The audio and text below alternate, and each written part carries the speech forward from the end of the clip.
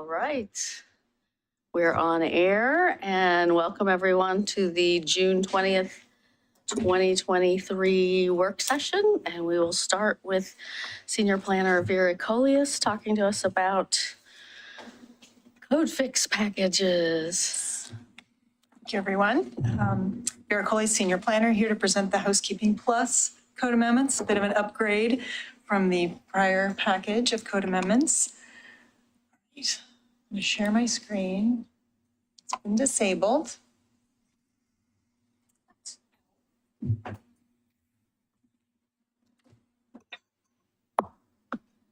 Should I enlarge the screen?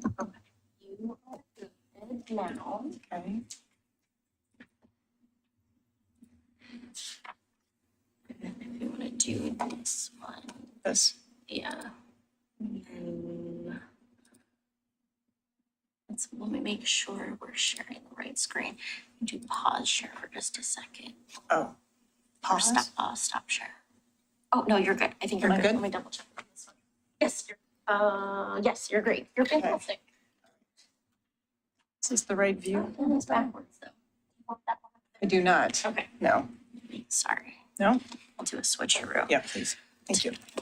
Sorry, that's too aggressive. That's right here. And then that's here. Yep. There we go. That's the one I want. Is this one, is it still sharing? Yep, I think it is. Okay. Okay, great. Thank you, everyone. Okay. A little bit of background here. So these are more substantive amendments than what the general housekeeping package might include. There might be a slight shift in policy, but these amendments don't warrant a large public engagement effort. So it's a little bit more than housekeeping, but not quite a full-blown public involvement kind of set of amendments. Most of these amendments came from a review of type 3 variance applications that we've gone through over the last several years. They do represent some clarification. Again, they are a bit more substantive, but they're not a large departure from established policy. We did have a Planning Commission public hearing a couple of weeks ago, and the Planning Commission did vote to recommend approval of the package. In the staff report, I did identify a couple of places where the Planning Commission identified maybe some additional discussion might be warranted with the council. But I'll go through those as I go through the slides. Okay. The first set of amendments relates to Title 12, which is the access management standards. So that's an engineering section of the code talking about driveway access, spacing, size, number of driveways, where driveways, the approach, how close they are to intersections, those kinds of design standards. The proposal is to revise and organize that code section to clarify standards and, more importantly, to expand the city engineer's authority to modify requirements based on studies and evidence that's submitted by the applicant. There's only one section of Title 12 that is available to an applicant to go through a modification process. Any other kinds of modifications require type 3 variance. A type 3 variance before the Planning Commission for an engineering standard doesn't seem like the appropriate use of the Planning Commission. When the city engineer is the one who's reviewing it, they still are submitting studies, and then we're making recommendation through the city engineer to the Planning Commission, who by and large will review all of this and will generally look at the engineering studies and mostly would certainly follow the city engineer's recommendation. So it seems like a type 3 variance that adds an awful lot of process to a technical, mathematical type of standard. So the proposal is to allow for the city engineer, based on specific required evidence that we've identified in the proposed code. So we worked with the city engineer to come up with those criteria and what are the aspects of the study that need to be included in the study to make sure that the city engineer has all the information that they need in order to make that modification decision. As I said, the type 3 variance process is not a good avenue for resolving engineering and safety types of issues. We think the city engineer has the authority to do that, already has the authority in certain sections of 12, and we would like to add additional sections of that. And again, the language includes revised requirements for that access study and does provide for an appeal process for the applicant. If the applicant is unhappy with the city engineer's decision, there is an appeal process built into that code section as well. The Planning Commission did recommend, as part of this piece of it, that of the code amendment package, that that one of the other criterion ought to be consistency with the transportation system plan when we have a new one, that if there are any aspects of the proposal that might be in conflict with the TSP, for example, driveways coming out onto a street that has a bikeway or something like that, there might be something that's applicable within the TSP. So the Planning Commission did make that recommendation that we ought to add that as one of the criterion as well. So again, this is not a discretionary type of decision, it's math. And so we think the city engineer ought to be able to make those decisions. Within the definition section of the zoning code, we are proposing a new definition for plex development.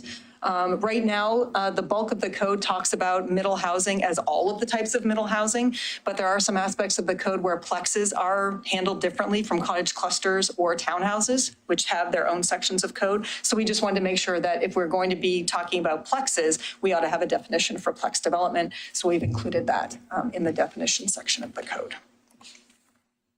Okay. In sections 301 and 302, so this is the high density and the moderate density residential zones, we are proposing a revision to the minimum, the maximum lot size for townhouses on corner lots.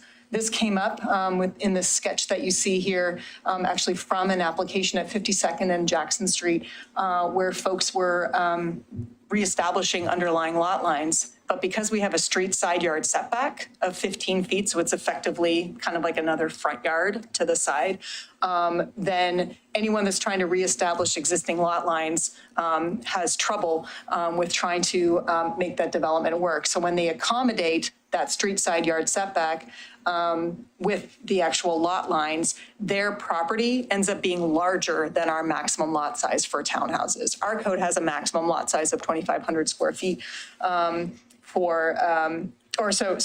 townhouses are only allowed on lots between 1,500 and 22,999 square feet.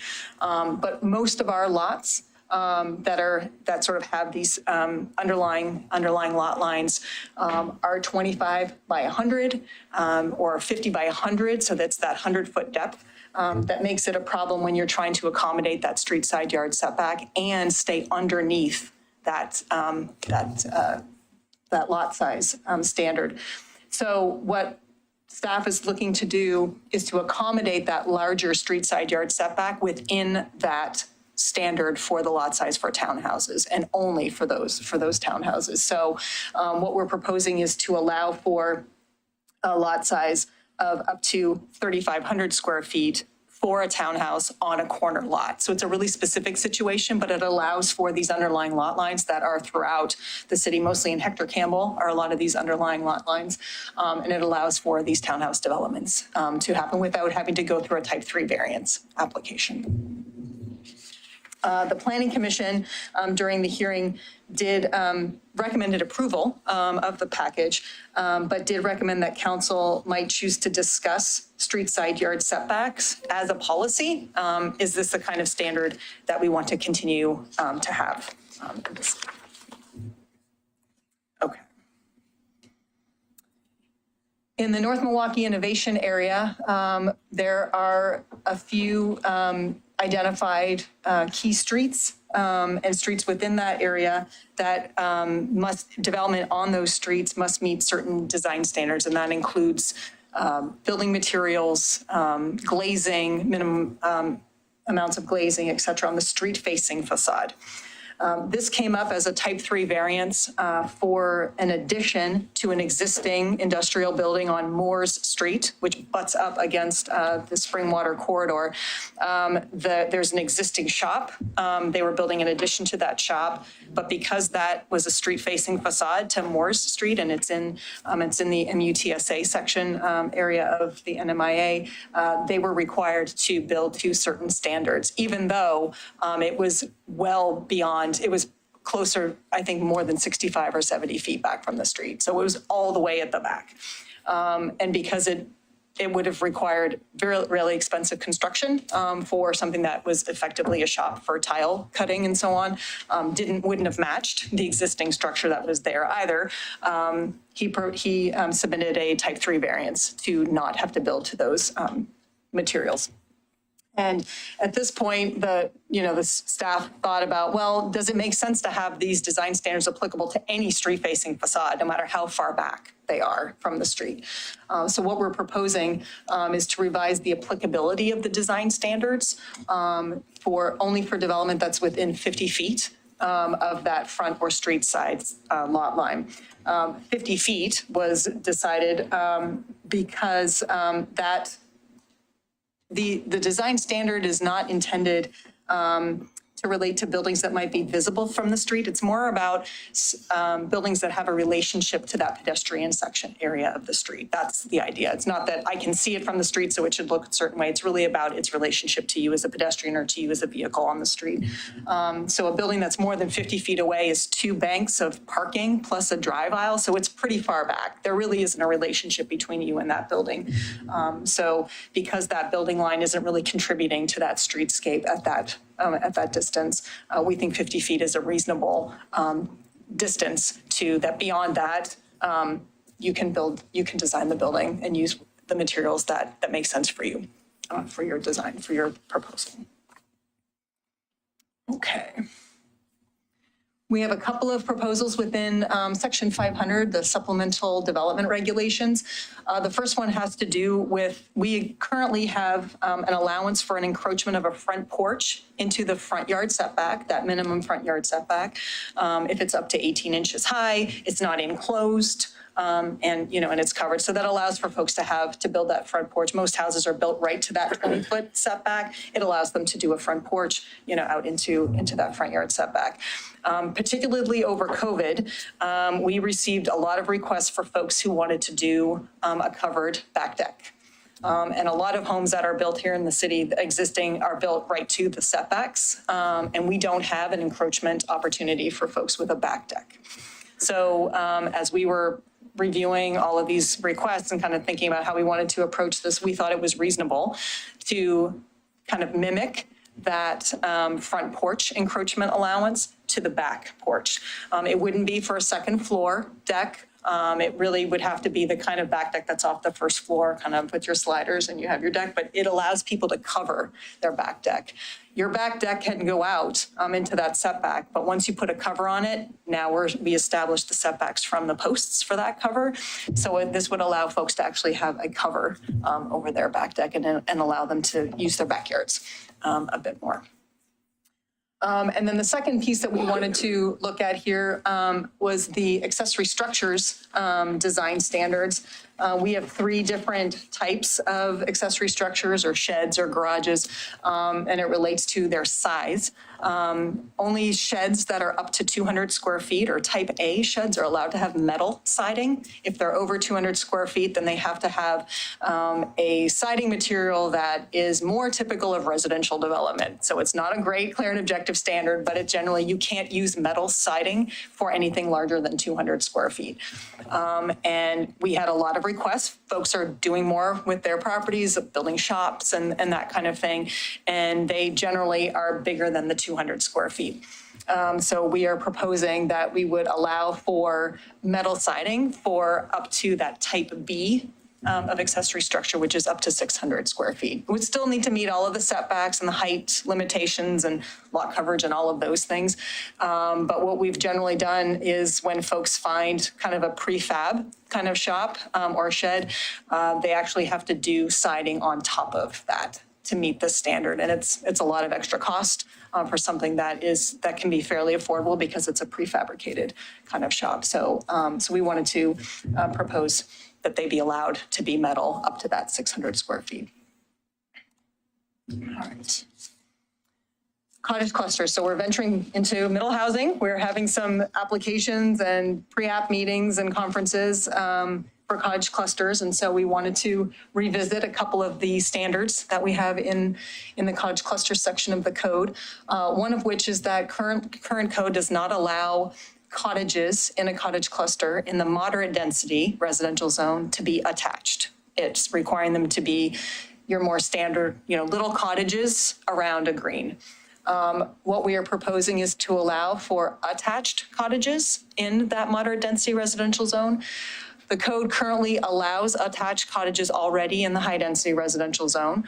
And we would like to actually establish a limit to how many can be attached to 4. That keeps it under the the multi-unit development standard. But we actually didn't have a number. And so we think it's important to have a number to, we are already allowing them to be attached. We need to have a number. So we are proposing 4. But we are proposing to allow up to 3 attached cottages in the moderate density residential zone. All of the standards would still pertain as far as the square footage and the footprint of each individual unit would still be limited, just like it's required in the state law. Obviously, the setbacks, lot coverage, relationship to the green, all of those things would still be required. So all those other standards would apply, but we want to be able to provide for attached cottages. It's a much more efficient form of construction. We've had a couple of developments come before us in pre-apps that are asking for attached cottages. They would need to go through a type 3 variance to allow that otherwise. But they are giving us a lot of evidence to show that it is an efficient and a very energy efficient and cost efficient form of construction that still maintains sort of that cottage-like feel because the units individually are still small. But they would be attached. And so you can see some pictures. That top picture is from Cully Green, which has attached cottages. That's up in Northeast. And then the lower picture is from a proposal. This one I think has 4, so we probably wouldn't allow that, but that's from one of the pre-app conferences for one of the cottage developments that is proposed to be income restricted here in the city. And they were very specifically interested in being able to build attached cottages from a construction cost standpoint. Okay, all right. Parking. I think this is my last line. In the parking section of the code, bringing forward a clarification of the applicability of the electric vehicle infrastructure requirements. It's not changing the requirements, but it's a clarification about when the regulations apply. This is from Brett and Adam. They were here some months back with the EV code sections and then realized that we needed to include some clarifications within the code about the applicability so that it's new parking spaces and a new structure is what needs to happen for those EV charging requirements to apply. And that it does include that commercial parking structures are included as part of the applicability of needing to provide that EV infrastructure. That wasn't clear in the code, and so they wanted to make sure that that language was in there. And then the final piece was not recommended for approval by the Planning Commission, but there was a lot of discussion, and it did come up specifically as wanting something that the Commission wanted the City Council to think about. Specifically in our conditional uses section related to vacation rentals. It was originally discussed that the Planning Commission wanted to see a requirement for screening for vacation rental properties that's similar to flag lots and back lots. So vegetation or fencing along the side and rear property lines of the vacation rental property, that should be an added requirement in the conditional use review for vacation rentals. Again, vacation rentals do not have an occupant. They are always as a vacation or an Airbnb. There isn't a permanent or resident on the property. So the proposal was to include site obscuring fencing and landscaping along those side and rear property lines. It ultimately was not approved as part of the public hearing process with the Planning Commission, so it didn't survive the vote. But the Planning Commission wanted the City Council to consider it or think about what do you think about that? It was something that came up during one of our vacation rental public hearings. And ultimately, the Planning Commission did not support that as a requirement for the vacation rental. They, as a majority, did not see vacation rentals operating any differently than a regular residential property, and why should they be required to do more for screening? However, it was talked about, and they did recommend that council might want to discuss the policy of vacation rentals, and is there something that you would like to see as being a requirement for vacation rentals? And that concludes the package of code amendments. Happy to answer any questions. And I'm sure there's at least one. Agreed at our retreat last week to go in order, in a specific order. So Councilor Jordan will begin. Any questions? Actually, I don't. It's really thorough. The materials in the packet were amazing, and I appreciate the work that went into this and the work of the Planning Commission to review it as well. So, I don't. Councilor Khosrowshahi? No, I don't have any questions either. I appreciate the work that staff and the Planning Commission has done. I can agree with a few of these as a former Planning Commission member that some of these, type 3 variances aren't necessary. So thank you. Okay, Councilor Clancy? Yeah, again, good job. I particularly like giving the city engineer, some more leeway, because I remember, on the Planning Commission where we had these technical issues come up, you have to kind of educate 7 people on all these technical issues, and it gets kind of cumbersome doing that. So, we'll just add another star to his badge, I guess. I do have one question, and that, could you give me, sort of the staff's take on the screening for the vacation rentals, because you put it in, right? We put it in at the request of the city council, or at the request of the planning commission. At the time, Okay. there was a discussion during the hearing and then during a work session for these code amendments, and they asked that it be brought forward as part of the public hearing. But So, ultimately, they voted against it. and then ultimately they did not support it. Yes. Okay, So all they right. had a lively discussion about it and then ultimately did not support it. On the So- city council, we call that a flip-flop, yeah. I'm going to make an assumption, and that is, there's views about Airbnb and vacation rentals and everything like that, and everyone's read stories about, party houses and all this other kind of stuff. I don't know. Is that where that's coming from, about providing some sort of screening? It's interesting. I think, so we have 5 vacation rentals in the city right now. And at the hearing, the last one that was approved, there were folks in the neighborhood that came and wondered about screening and wanting to, have some privacy from the folks that might be staying in the vacation rental. That opinion was not shared with amongst all of the planning commissioners. And I think what ultimately sort of came from that was a general issue, I think, from neighbors of the policy of allowing vacation rentals at all. I don't know that they were directing that to any individual property or property owner or anything like that. I think when a vacation rental comes to a neighborhood, folks have concerns about it. To my knowledge, of the 5 that we have, there have not been any complaints or issues. I contacted Tim at Code Enforcement to get a gut check. Has anything come up from these?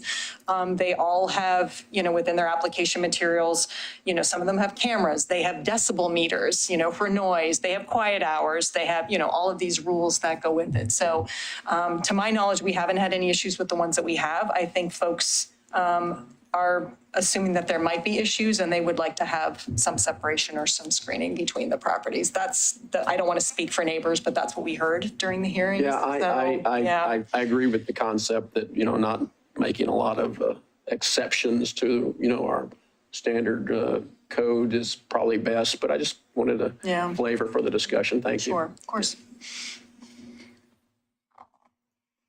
Council President? I just have one question. With the setbacks at the beginning, is there a negative for having them closer to the sidewalk? Oh, for the street side yard setback, for the corner lots. I think the principle there for setbacks at the street are certainly for any potential public improvements that might happen. But the right of way is generally established, so it usually doesn't go beyond that. But there is any future public improvements. And then there is this idea of, I think, this idea of having additional yard, a little bit of separation between the public space and the private space and the house. Not every community has, such generous street side yard setbacks, I guess I would say. Usually there are the front yard, but the street side yard, I mean, I think I think that is a discussion of what's that relationship between, the home and the sidewalk. I think for the most part, the front yard setback is the one that establishes sort of that yard and that kind of relationship. I think the street side yard setback is something that we can certainly look at and think about if that's something that the council would, wants to kind of understand. But is this still what we want to be doing? Creating additional yard between the home and the sidewalk on both sides, on a corner lot. It takes up space, that might allow for some more building. So, yeah, something to think about for sure. I don't know that I know one way or the other. It just kind of depends. Yeah. And when did Milwaukie get labeled as the party city? I'm joking. I can't imagine people are coming to Milwaukie to go to rent a house so they could party it up. That's it. That's all. Okay. Well, I thought it was a good package too, but I do have a few questions. We had a lot to read today, so I didn't have time to watch the Planning Commission hearing, but I will definitely do that before our hearing. On the access management, you said there is an appeal process, so could you describe what that is? So we talked, that came up as well as sort of part of the discussion with the Planning Commission about how, how does that happen? I mean, is it just the city engineer just has a done deal? And so I talked with the engineering department about what could that look like? And what they recommended was actually a similar process to what they have right now for their access, for their ADA accessibility requirements and that kind of thing. And so the way that works, if the applicant is dissatisfied with the written decision from the city engineer, then there's a process by which they actually go to the community development director, is the arbiter of the appeals for both the accessibility standards or those requirements, and would similarly have the same kind of process for the modification standards as well. Yeah. Okay, thank you. So the recommendation of the Planning Commission to add a criteria of consistency with the Transportation system TSP? plan. Yes. Is that, what's staff's position on that? I think there was some additional discussion about any applicable policy documents, which sort of opens up a lot of things. And I think that would be difficult to even just point the applicant in the right direction. It just seems like a big umbrella of things.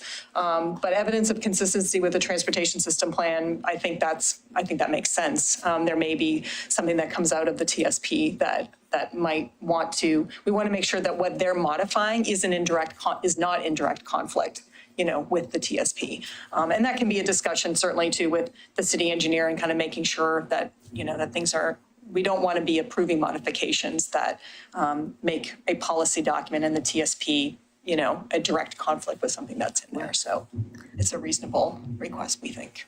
I mean, adopting the TSP is going to come with some need to change some things in our code, undoubtedly, right? Right, and so, and that will be, obviously, I mean, any of these policy documents kind of will be back with some more code updates. But it'll be engineers you'll be talking to probably, it won't be me. Okay. So the NMIA one, if, I'm testing my own memory of the NMIA code, but this was an addition to an existing building. Correct. If they had been going to build a whole new building, they would have had to build closer. Am I remembering correctly that they would have had to build closer to the property line? We have maximum setbacks, and for this particular site, it's already developed in the front partially as well. So that's part of the challenge with the NMIA, that most of these sites are already developed in one way or the other. So these are going to be redevelopment projects or additions or something like that. In this particular case, yes, there is a maximum setback, but there's already a building in front of this spot. So they wouldn't have been able to meet that maximum setback because there's already a building there. So this one is actually kind of behind the building. There's a drive and then the building's behind. There's a building here. It's sort of an L. there's a lot happening on that site, but the piece that they were adding was directly visible from the street. I mean, it lined right up, but it was all the way at the back. There's a former residential home in the Correct. front of that property Right. that they use as their business office. And yeah, it's kind of a weird setup. Yeah.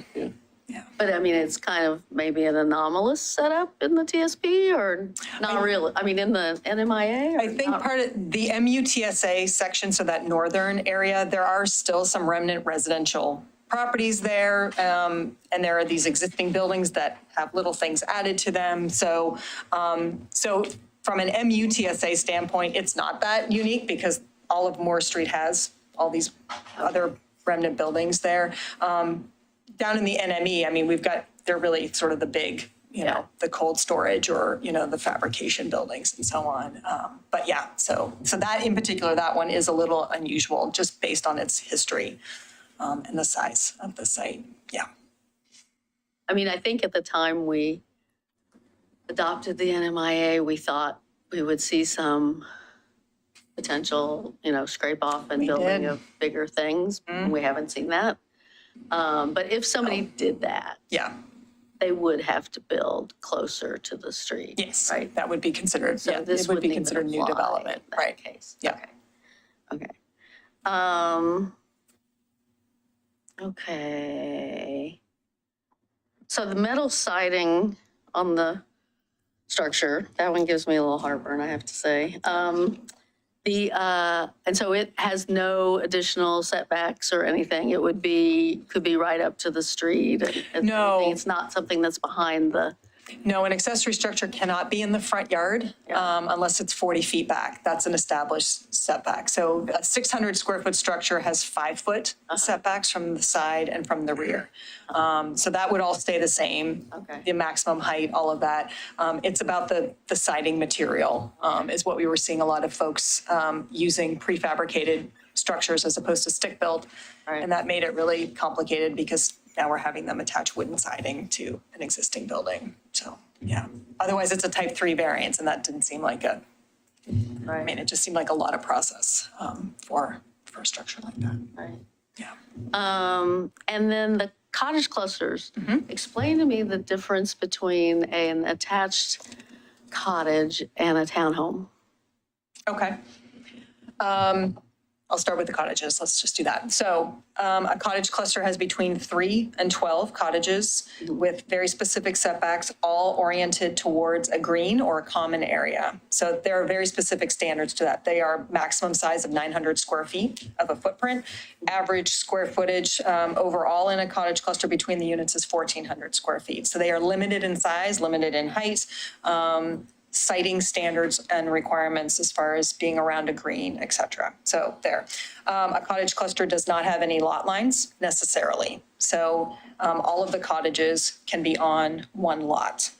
And attached, so a detached cottage obviously is a little cottage, and there's 12 of them, or there might be 2 attached and a single and a 3. And so it allows for some of those cottages to be attached, but they still are limited in square footage and in size. So each unit is still going to be limited, presumably to make them hopefully a little less expensive. Right. But they are limited that way. A townhouse faces the street. They have frontage on a street, and each townhouse they are attached single family homes is a way of thinking about it. They are each on their own lot. They're necessarily A each on- townhouse is on its own lot. That's by definition what a townhouse is. So you can we allow 4 townhouses in a row before you have to have a break and then do more. So those 4 townhouses are each on their own lot. They're facing the street. They might have access from the back, but generally they are facing the street and they're each on their own lot. They're built specifically because so they're building code considerations that are specific to a townhouse because there's a lot line in the middle of them. That same structure, looking at it from the street, could be a quadplex, could be an attached quadplex, all on one lot, no property lines. So So the viewer from the street wouldn't you would know never know the difference, Okay. right? But a townhouse is very specifically attached single-family homes, each on its own lot. And so They are very different from a cottage and a cottage cluster. And the cottage clusters can be, I mean, that was that second bill that came from the state, right? So they can be on separate lots, They could be divided Could be through a middle parceled housing land division. into- Yes, yeah, but they don't have to. they do not have to be, Okay. no. Okay, that's helpful. Yeah, and then you answered my last question, which was, about the screening thing and were there complaints? And code enforcement hasn't had any complaints. Good. Nope. That's good to hear. They have not. Okay. No other questions from anybody? Okay, I guess you have us scheduled for hearing on August 15th? August 15th? Because I think August 1st is psilocybin, so I'll be back for that. But I think August 15th, so, yeah. You don't want to do them both at once? No, I'm not, well, that's a joke. I do, I'm but not- I don't think you're scheduled. Okay, fair enough. So, great. Well, if nobody else has any questions, that went pretty smoothly. Oh, Yeah. great. Thank you very much, everyone. Appreciate it. Thanks, Barry. Thank you. All right, and our second item is Kelly. Hold on.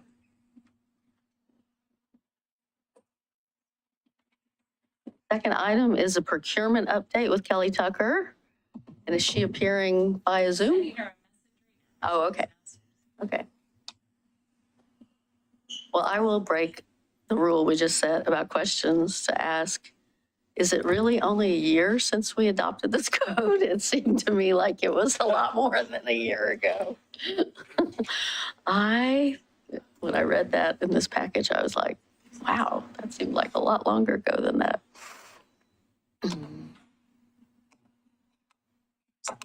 We're still sort of, yeah, it still is coming out of COVID. It's that weird time period. That's what makes sense. Yeah. Yeah.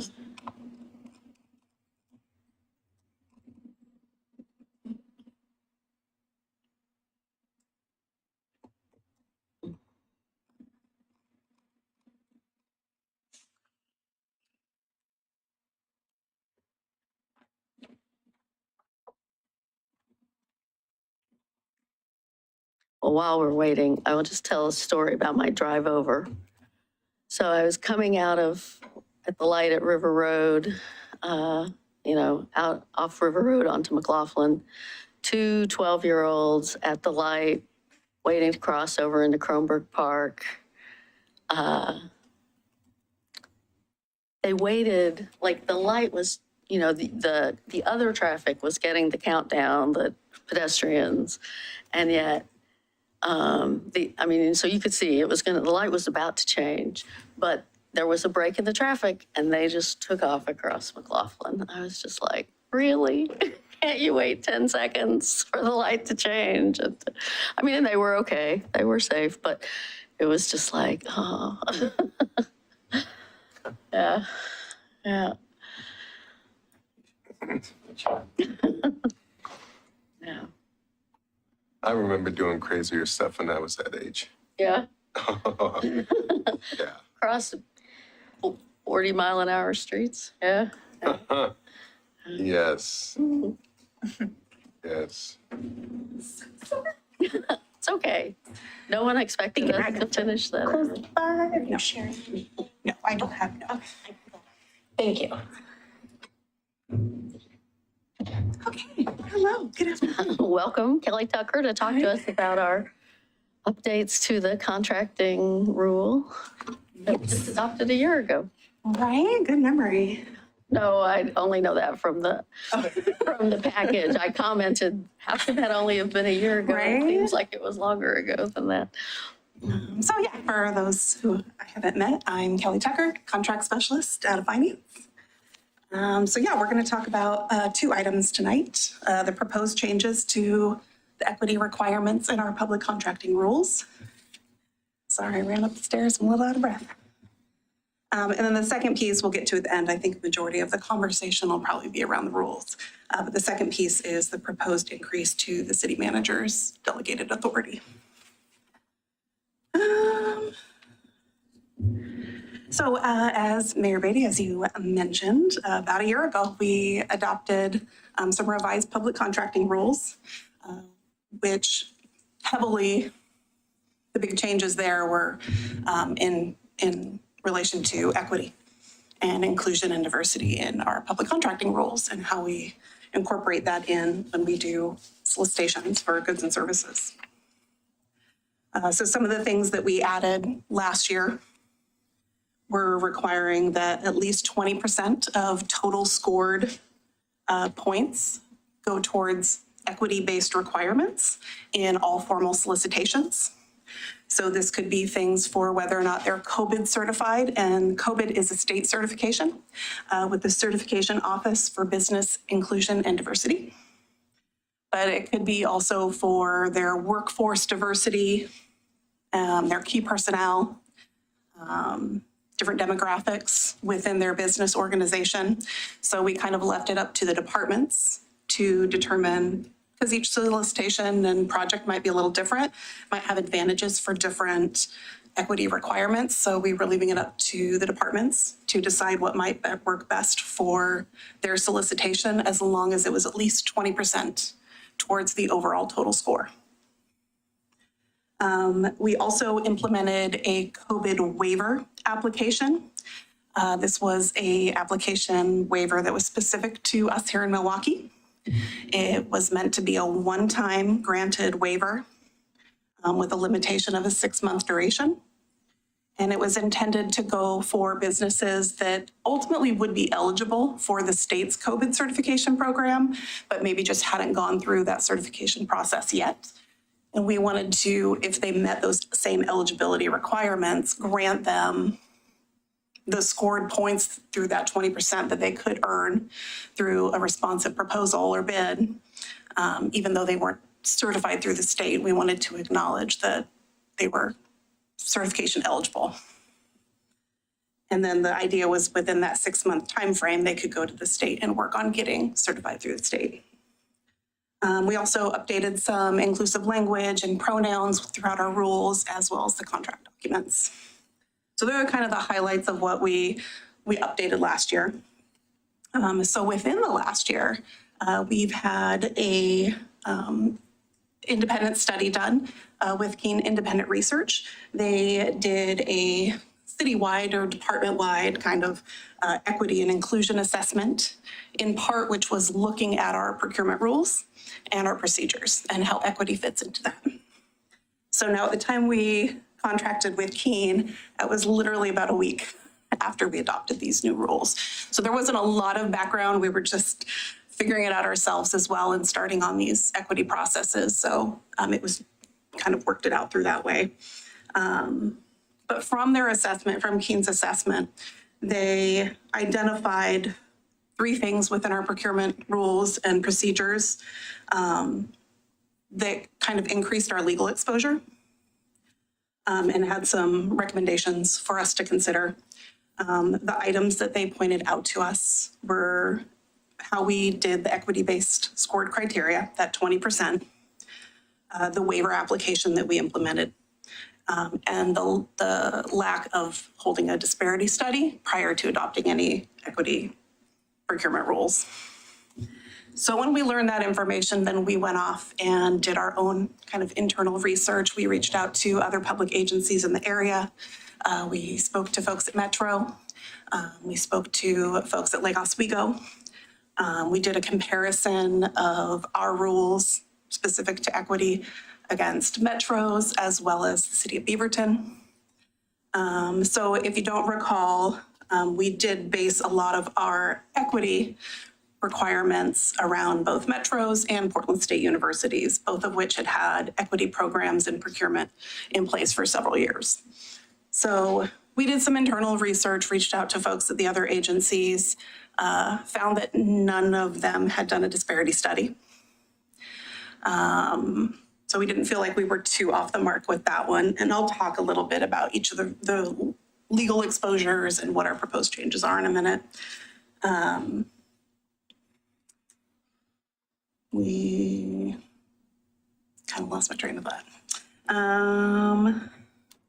But yeah, so the other agencies what we found that was kind of differing was that they all have, like especially Metro and Beaverton, Hillsborough, some of these larger agencies, they have procurement departments. So they have a significant number of staff that's doing different elements of the process. And almost all of them, at least the ones we kind of did a comparison with, which was Metro and Beaverton, kind of more focused, they have like a procurement manager that's looking at each solicitation before it goes out. They're the expert to make sure that the equity pieces are really kind of meeting those requirements and that they're fair and that they're open and they're not subjective to however maybe a department wants to handle it. So they were done a little bit differently. So I can kind of go over each of the risks. So the first one, the equity-based selection criteria. As I mentioned, we kind of left it up to the departments to determine how they wanted to apply that 20% score criteria. The exposure that we could get there, or the risk that we have, is that if you have subjective criteria and there's no clear defined way of how it's being scored, I could interpret a proposal response one way and score low, and the colleague sitting next to me can interpret it a different way and say, no, that sounds great. That's exactly what I expected, and score it high. And there's no right or wrong, but it does potentially give us a reason for a protest because there isn't a specificity of how we said we were going to score that criteria, if that makes sense. And what we don't want in any of these scenarios, in any solicitation we do, is to receive a protest from a non-awarded party because they feel that they've been wronged in some way. We want it to be a fair and open process, so we're trying to find ways, both in equity and just in our rules in general, of ways that we can maybe course correct and find a new way to do it. So our proposal with that is that we change how we do the 20% scored criteria. And it's not now subjective or open to the department to decide how they want to do it, but instead it'll be based on whether or not the firm is COVID certified. If the firm responding is COVID certified, they get the full points. If they're not, they get 0. It's very clear. That does mean that we're heavily relying on the state's certification program and relying and hoping that firms will go get certified if they're not already, but they are eligible. The second risk or element that was brought up that increased our legal exposure was the waiver application. Again, in speaking with some other jurisdictions in the area, no one had this. Metro did say they considered it, but ultimately decided not to go through with anything similar. And because we don't have our own essential program, we aren't doing any due diligence. I'm not requesting any documentation. We're not asking for certain information that we're then fact checking. It's kind of an honor-based system, right? We laid out the questionnaire based on questions that they would have to answer with the state. But we're not doing site visits and we're not collecting that documentation to back up that proof. So the answers, meet the questionnaire, we're going to grant it. We only have had one that we've granted in the last year. Other than that, I haven't received any questions or inquiries about that waiver application at all. But the exposure is that we don't do any kind of background or proof of documentation on it. So it is possible that a non-awarded party could protest that the one that was awarded, especially if that point percentage put them over and at the top and got the awarded bid, that the non-awarded party could feel wronged because perhaps they know that that firm isn't eligible. And then the third piece is the disparity study. So if you don't know this disparity studies, and I don't know a lot about them either, but it's essentially a study that would review our procurements. It would look at our market area and determine whether or not there's actually any disparity to disadvantaged businesses getting awarded contracts here in the city. So we haven't done that study, as I mentioned. And some of the reasons we haven't or we chose not to, there's a cost to the study, and it can be steep, just depending on what's needed. We're in a regional marketplace. Our market is essentially the same as Metro's, which is essentially the same as Portland's, which is essentially the same as Beaverton's. We're all kind of in this metropolitan area, so probably not going to get a lot of differing expectations or results from a disparity study that we do versus one that like another agency might do in the area. The state of Oregon is currently doing one on a statewide level. Whether or not that will feed back into our Portland metropolitan areas to be seen. If anything changes through that, it would be through legislative action. So we'll just have to kind of wait and see. I think that's expected to be done in the fall. And disparity studies are recommended, not this reason not to do it, but they're recommended. They're not required at this point. And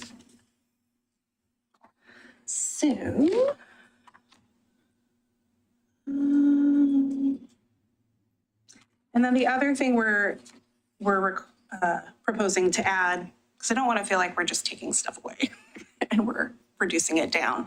So one of the things we're proposing to add in is that with formal solicitations, we have to advertise in a newspaper of general circulation in the area. So in addition to that, the proposal is that we also advertise in like a minority-focused publication or organization where we can get our advertisement for our solicitation out to these COVID-certified businesses, the ones that we want to engage and have respond to our bids.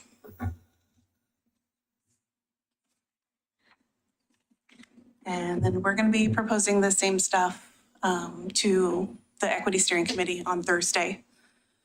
So obviously any questions, comments that come in a few minutes, then we'll take that with them as well. But after that, I guess I will open the floor to you all to see if you have any questions or comments or concerns. Okay, well, thank you, Kelly.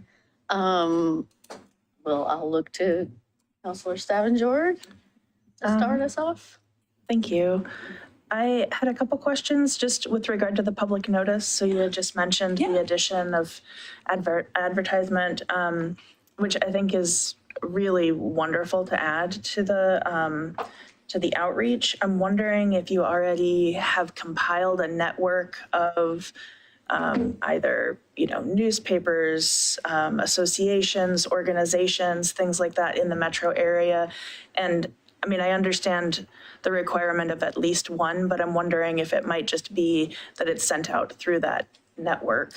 Yeah, so I am compiling stuff because I do want to kind of create like a reference document for all the departments to be able to just go to and have. There was an organization that I found, the Oregon Association of Minority Entrepreneurs. They have over 700 members. It's all Oregon and Southwest Washington members, and over 200 of them are COVID certified. So I feel like that would be a good audience that we might want to reach, and we can advertise our solicitations right off their organization website. So that was one I've been looking into. I've got emails out to Metro and Beaverton who do similar requests to see who they use. But I'm open. Okay. I definitely agree with you. I don't want to just give departments a resource of one, because then I'll always go to that one. If we have a handful or as many as we can come up with and continue to add to, that just opens the opportunities. I realize that there's a cost incurred, with publishing in a newspaper, but with some of the organizational networks, it's just a matter of sending the email out. So. Yeah, like to a listserv. Mm-hmm. A couple of things. One is, so this is something John was working on before he left. So it's part of why we're here tonight. It is something that's on the work plan for when we have the new person in place. We have a great relationship actually with Danny over at Hillsborough, he's actually their equity procurement officer, which is really cool. So he's compiled a huge list, which gives us access to that. And then the Communities of Color study that Clackamas County is doing actually has this as a part of it to know if there are Clackamas specific groups that will allow some of this. So that will also be coming out when their study is completed. So I think there's a variety of things here. We had hopes that we would have this position filled before we brought this forward. And unfortunately, we just couldn't wait any longer. We wanted to make sure it was clear to the public and to the people bidding how we were going to be going through the process, which is why we came faster than waiting for that position. I just want to call out how amazing Kelly is. I know that she talks about this being a small shop. Kelly is our shop. And Kelly is doing incredible work. She and Justin are really pushing us to have our best contracts possible. But it means that minutes, hours matter. And so right now, I'm also just trying to make sure that we don't create a process that's so arduous that she can't actually fulfill it and get the contracts out the door. And this was hard. I mean, this was one of those things where I kind of asked her to take this on in the middle of a whole lot of other work. And I really appreciate how she showed up in it. So you didn't ask that part, but that's also that piece. It's helpful. Well, then let me preface this next question by saying I do not want to create more arduous work. However, I'm really interested to know if there have been conversations about language and other accessibility, modifications to the information when it does go out, and what our wish list might look like around that. Can you expand a little bit? Like, do you Well, have I'm something, like, wondering, specific in mind? if the procurement announcements go out in other languages, if there's a standard for, size of font, and at the bidders conferences, what sort of accessibility, add-ons might be available, things like that. Those are awesome. Right now, the answer is no. But it doesn't mean it has to stay that way. I think that my request is that I'd like to see what Metro and other agencies are doing and how they're getting through those hurdles. Some of the agencies, we run into a couple things. If we put it out and we request for information back and it's in Spanish and we don't have somebody who's able to review that in Spanish, then it was sort of a miscalculation on asking for the information in a language we can't fulfill it in. But it's a great question. Can we just say we don't know and we'll get back to you? Yeah, of course. Any starting point, I think, is fine as long as it's a starting point. Totally. So, I'm just curious if those conversations have taken place yet, or if that's something that there's interest in building on to in coming years. Yeah. I think our smartest option, honestly, is to go talk to some of these procurement agents who are doing this work really front edge and see how they're handling it. So we'll talk to Danny and others. Okay, great. Thank you. Yeah, I think even if we don't translate up front, if we say, at least kind of like how we do, like the counselor, you can ask upon request and we can figure out a way to meet that. Yeah, it's great. Love it. Thank you. You're finished? Okay. Councilor Fitzgerald? Yeah, and thank you. No questions really. I appreciate the work that staff did on this as well. But more so to touch on what Councilor Savingeorge said, the communication, because if we're restricted in how we can approach these three areas, then communication is our next bet in access and barriers. So just increasing that communication and getting it right, getting it to the right populations is critical. But other than that, I appreciate this information, and I wish it wasn't as restrictive. But thank you. Thank you. Councilor Massey? Thanks, Kelly. This is more thoughts on process here. And I think that, you've got this audit from Keene. You've obviously acted upon a lot of those things. And I think benchmarking is just a great way to do things.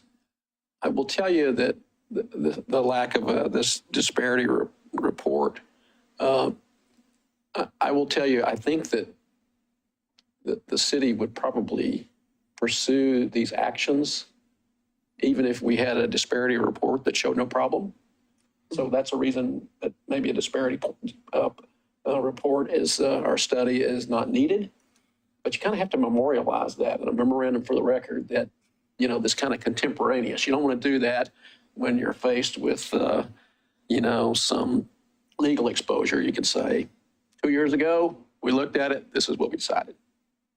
So those are just thoughts about how to approach those kinds of things. Thank you. Council President? I just have one thing. No, it would be interesting in the future to see how many, because you had to change, if they're not COVID certified, then they lose those points, to see if there were companies that were eligible to be COVID certified but weren't. So it would be interesting to see, like, in the future, if somebody lost those automatic points, but they were COVID eligible, you know. But I'm guessing, you know, as people start their own businesses, there's a way for folks to find out that you could go and become COVID. I know, like, John had an issue, I remember, with COVID. Well, there were a couple of things. One is we actually had one of our members of the Equity Steering Committee had mentioned that they wanted only COVID certified, that they felt like it validated the process that they had gone through, and that it kept them held at the standard that they worked towards. And they really appreciated that, because they felt like it gave them this edge, and they wanted to keep that edge against people who maybe didn't go through that process. We also had some concerns just that it can be hard to go through a process if you're someone who's not used to social norms. And so we were trying to find that dance, and Kelly and John were really great at trying to find this dance. Our audit just said you're opening yourself up to significant liability. So this was a happy medium that Justin and Kelly and others worked on that I really appreciated. Thank you, Kelly. Thank you. Well, the thing Ann said just answered some of my question. I did recall that, you know, we created the waiver because there was, or the alternate, you know, flexibility, because there was a feeling that COVID was either too slow or too burdensome, or I couldn't really remember. It's a pretty in-depth process from what I understand. I mean, they do on-site visits. They want to verify everything, in-person documentation. If you're saying you're women-owned, you have to provide a birth certificate. There's a question of what if you don't identify as male or female or X, and there is no other. And not everything in the COVID program matches state legislative with that stuff. So, it's a pretty invasive process from what I understand. It's not And I've perfect. heard. It's not what? It's not perfect, No. right? So that's why we had looked at finding some ways to get around some of those imperfections. But at this point, I think the not perfect is still better than we could do without them, because we're never going to have the staff to be able to do the kind of invasive process that you would need to confirm things.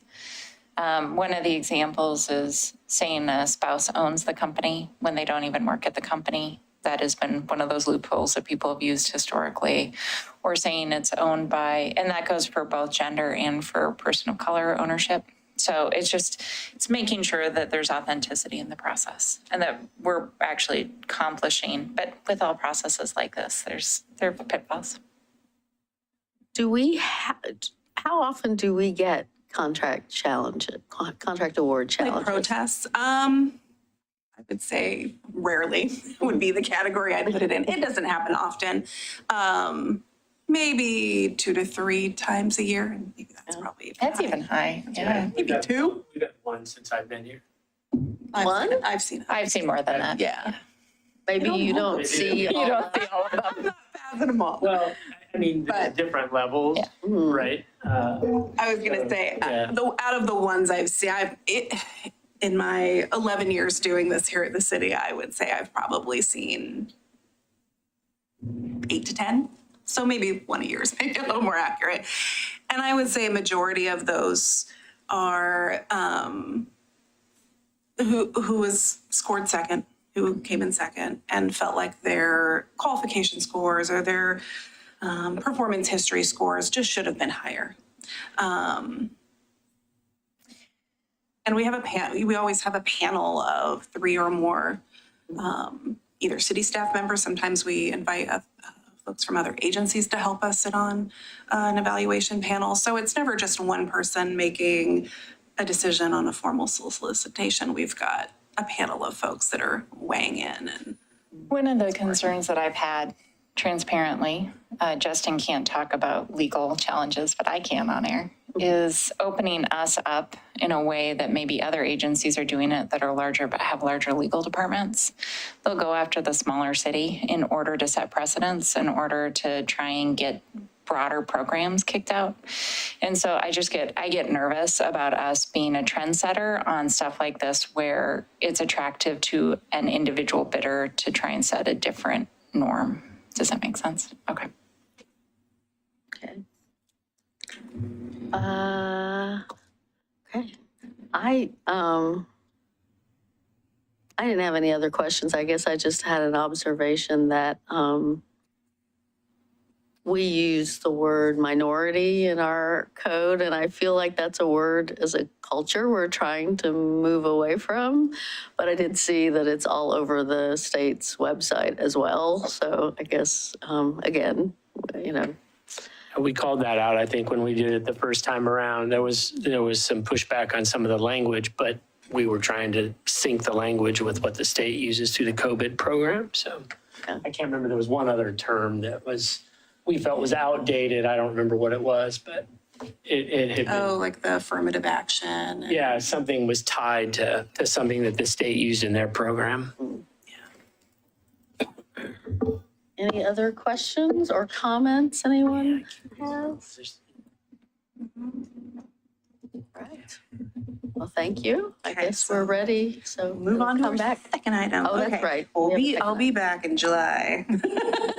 So the second piece to talk about, I don't think it'll take quite as long, is proposing an increase to the city manager's delegated authority. We did also talk about this same time last year. At that time, I don't think it was realized that it would be a subsequent process, but it's something we want to move forward with. Totally ready to do it this time. So the proposal is that we increase the city manager's signing authority where it sits now, which is $100,000, and increase it to $250,000. It's been about 10 years since we last increased it, which went up from 25,000 to 100,000. And we're just finding these days that the dollar just isn't going as far. Things are just costing more, and we're just getting bids and proposals in higher than what maybe we expected before. So more stuff comes before you, and that's fine if that's the way you want to keep it. But we just find that it might, for administrative ease and keeping some projects moving forward, might make sense to consider increasing it this time. You'll see in the table in the staff report, it won't impact really too much. Within the period of time between April 4th of 2022 and April 4th of 2023, there were a total of 5 contracts that were written for a value between $100,000 and $250,000, which ultimately came before you at some point for authorization. There were 99 contracts at or less than $100,000. And of those 99, 9 of them were written at exactly $100,000. And there were 7 of those that, for the procurement rule that was followed, could have gone higher. Now that would have been up to the department, that would have been up to a budget. But it's potential that if they didn't have to go to council, that they might have increased that and gotten a little more out of the procurement. So it's. And I'm ambivalent. I really am. So if you all want to do this, I fully support it. If you don't, I fully support that. The contracts we're talking about are on consent, and we have not had them pulled. So they're not things where I feel like there's been a contentious issue. The other piece is sometimes in order to get it below that 100,000, I do believe that staff removes components of the bid that actually would be useful for us being able to function a project, which I don't want them to do. I love the cost containment of it, but I don't love the removal of components that would actually lead to better projects. So I think those are the only things I would add, but it really is up to you all if you want to do this or not.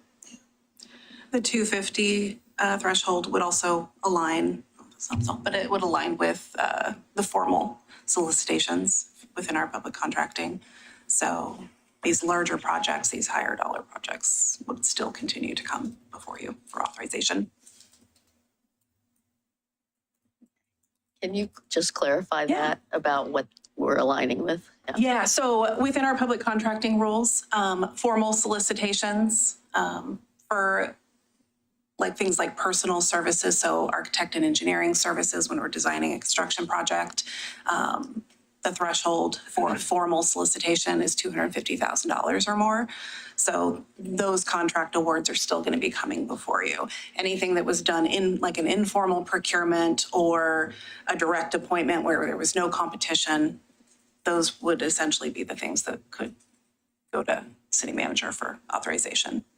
So I think you would be continuing to see just the larger dollar and larger scoped projects because they'll have the higher contract value in them.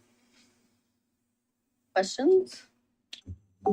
So what you're saying is you've got 99 contracts. But, oh, no, I'm teasing.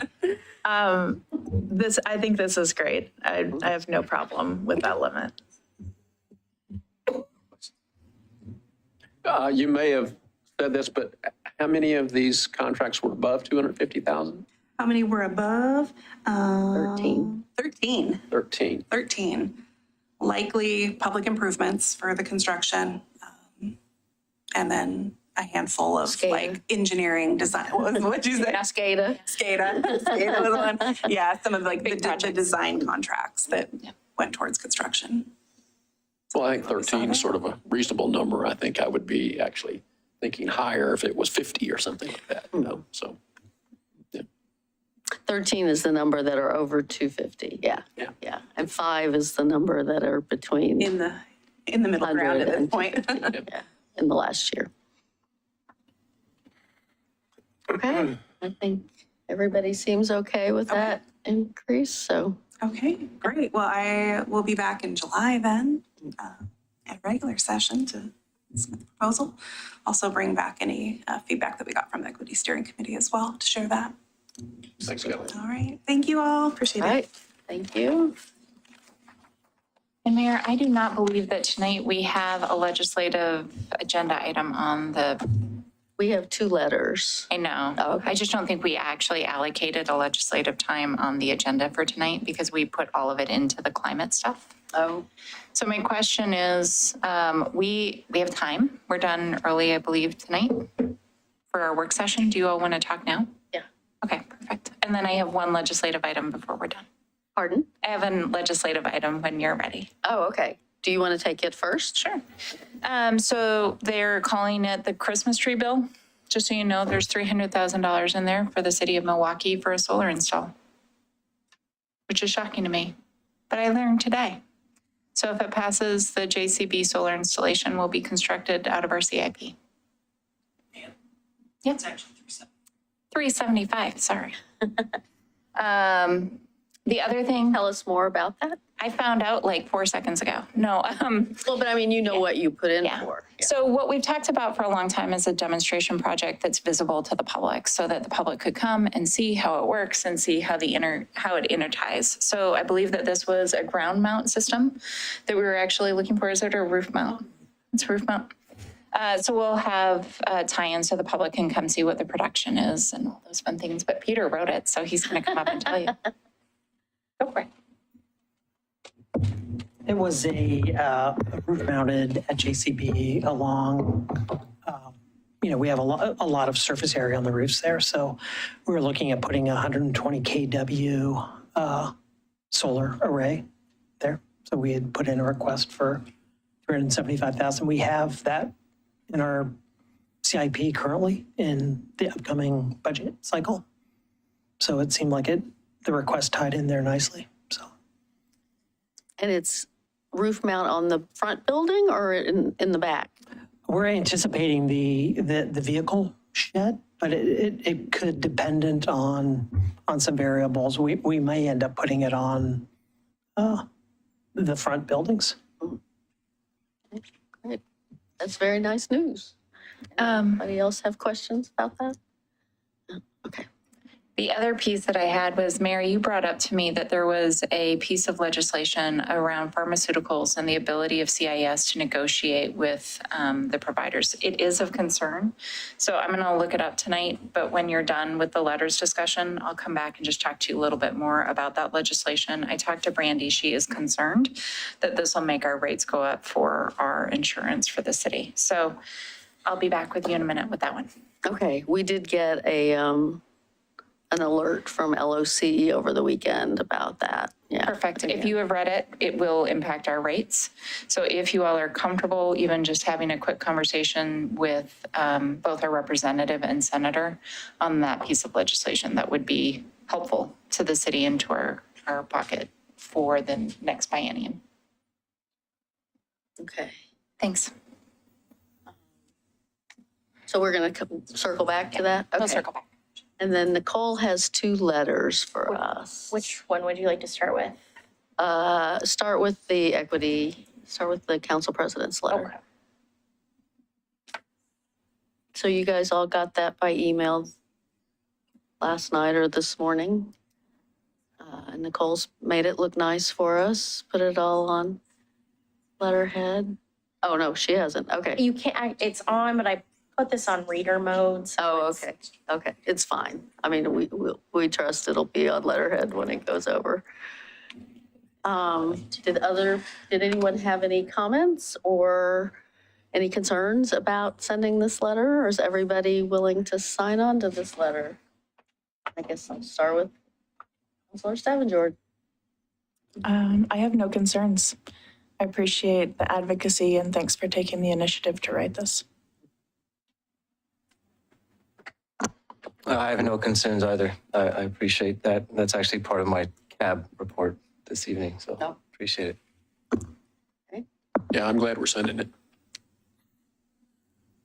Me too. I think it looks great, as I told the council president earlier today. So do we want to put all 5 signatures on it? Yeah? All right. Everyone has an electronic signature in with Nicole now? I think so, yeah. Okay. Yeah. Okay, great. Well, that was easy. Okay. We'll do this one. And then the second one, an organization contacted me called the CABT, I'd never heard of it, Coalition Against Bigger Trucks. And this is apparently something that comes up in Washington, D.C., has come up several times over the last decade. Efforts by Amazon and UPS and others to try and get Congress to allow larger trucks.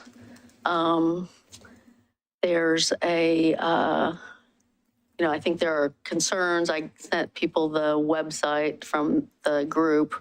There are concerns about both the safety of that, the stopping distance it takes when as the trucks get larger, the, turning radiuses and all those other kind of safety things, visibility for drivers or of drivers in cars around such long trucks.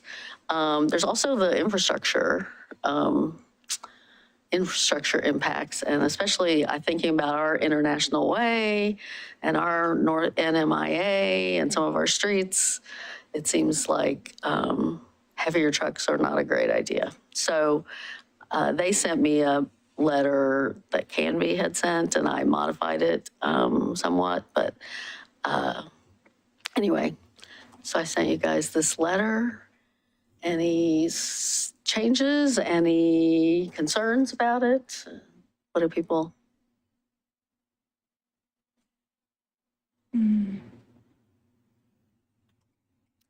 Start? I don't think I have any changes at this point. Or in general. The only question that I might have, and I'm not sure if this has been in conversation with folks or not, but is there any justification for larger trucks to transport more rather than having multiple small or like double trailer trucks? Does the damage to the infrastructure just outweigh that potential benefit? Well, I'm sure the trucking industry is They would selling probably it say that. as it's more cost effective for them to have a larger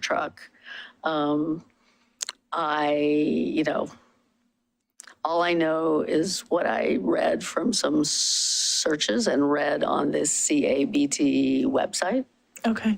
I personally hate being on the highway with triple trailer trucks.